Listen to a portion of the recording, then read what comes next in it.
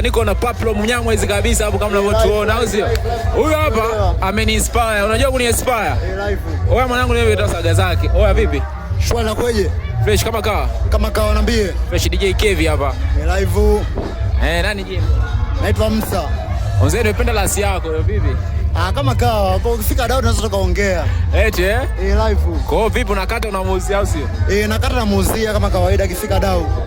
Au sio? Hicho sio kilichonileta mwanangu. Cha kwanza mimi nimekubali hiyo sendo yako hiyo. Sendo yako ni shilingi ngapi? Hii sendo bigi kama unavyoelewa DJ Kevi, sawa? Hii sendo yako nimenunua 1,500,000. 1,500,000? Swali shilingi ngapi? Hii swali kama unavyoelewa mazingira dukani. Fuata mzigo dukani mwenyewe. Nimenunua 60,000. 60,000. T-shirt kama unavyoelewa mzee baba. Ma-t-shirt ya kama unavyoelewa hayapo mengi sana hapa. Unaelewa? Kwa mzigo nimewa 25. 25. Kofia vipi? Kofia kama unavyoelewa chinokili kabisa chino wana man.